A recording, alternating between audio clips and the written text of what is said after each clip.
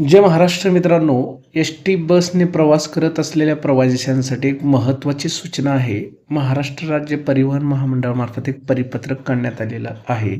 ज्यामध्ये NCMC card आहे त्याच्यामध्ये एक महत्त्वाची अपडेट देण्यात आलेली आहे.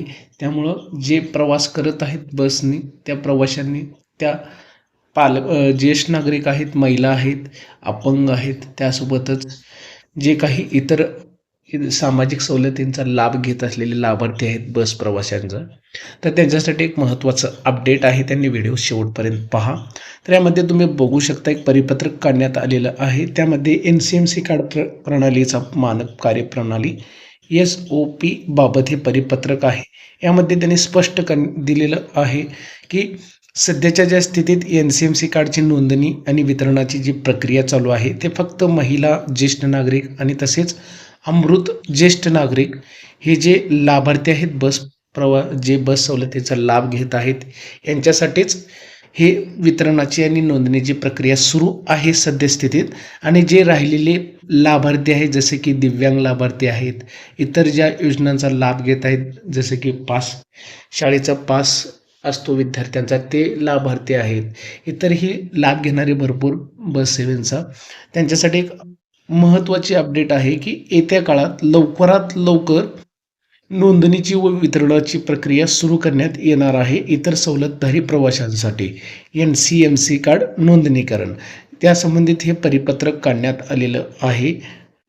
आणि सर्वात महत्त्वाचं म्हणजे पुढील काळामध्ये NCMC कार्ड हे अनिवार्य करण्यात येणार आहे. त्यांनी स्पष्ट इथं दिलेलं आहे की बघू शकता, सर्व सवलतधारी प्रवाशांना राज्य परिवहन बस प्रवास भाड्यात सवलत प्राप्त करण्यासाठी सदरचे NCMC कार्ड अनिवार्य करण्यात येणार आहे असं त्यांनी स्पष्ट दिलेलं आहे परिपत्रकामध्ये. त्यामुळं जे बसचा पासचा लाभ घेत आहे, ज्या योजनांचा लाभ घेत आहेत त्यांना अतिशय महत्त्वाची अपडेट आहे की त्यांनी जर नोंदणी केलेली नाही आहे NCMC कार्डसाठी तर त्यांना लवकरात लवकर जाऊन जवळच्या आगारात जाऊन बस डेपोमध्ये जाऊन किंवा जे अधिकृत एजंट आहे जे महाराष्ट्र राज्य परिवहन महामंडळाने नेमलेले आहेत त्यांच्याजवळ जाऊन तुम्हाला नोंदणी करायची आहे.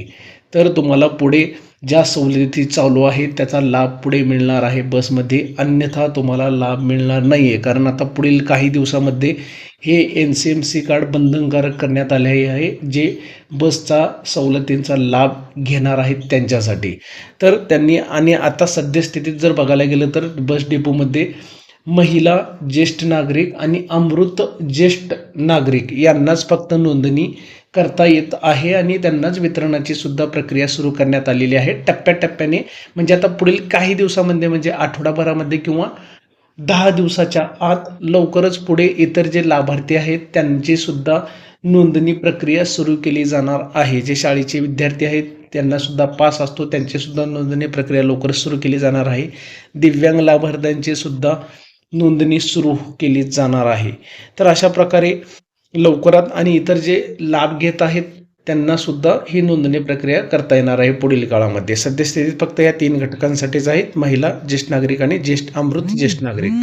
तर त्यासोबत अशा काही सूचना सुद्धा बस विभागांना देण्यात आलेल्या आहेत. ते तुम्ही बघू शकता. NCMC कार्डचे नोंदणीकरण वितरणाची तसेच NCMC कार्ड वापरून वाहकाच्या ETMI मशीनद्वारे तिकीट देण्याचा तसेच कार्ड टॉपअप करण्याच्या कार्यवाहीची मानक कार्यप्रणालीच म्हणजेच SOP पाठवण्यात आली असून त्या अनुषंगाने कार्यवाही करण्याबाबत कळविण्यात आलेलं सुद्धा आहे असं त्यांनी परिपत्रकामध्ये दिलेलं आहे. एक महत्त्वाचं अपडेट होतं. जे बसने प्रवास करणारे प्रवासी आहेत, सामाजिक सवलतींचा लाभ घेणारे प्रवासी आहेत त्यांच्यासाठी अपडेट होतं. आणि तुम्हाला सांगू इच्छितो की प्रत्येक 5 वर्षाला हे NCMC कार्ड तुम्हाला रिन्यू करावं लागणार आहे. तुम्हाला रिचार्ज जर NCMC कार्डमधलं संपलेलं असेल तर तुम्हाला स्वतःच्या मोबाईलमधून थर्ड पार्टी ॲप्लिकेशनद्वारे करता येणार आहे. जवळच्या मोबाईलच्या दुकानामधून जिथं रिचार्ज केलं जातं तिथून सुद्धा करता येणार आहे किंवा बस डेपोमधून सुद्धा तुम्हाला तुमच्या कार्डचं रिचार्ज करता येणार आहे. तर त्यासोबत अतिशय महत्त्वाची अपडेट होती. लवकरात लवकर ज्यांनी अजूनही नोंदणी केलेली नाही त्यांनी जवळच्या बस डेपोमध्ये जाऊन नोंदणी करून घ्यायची आहे. जर माहिती आवडली असेल तर चॅनलला लाईक आणि सबस्क्राईब करा. धन्यवाद.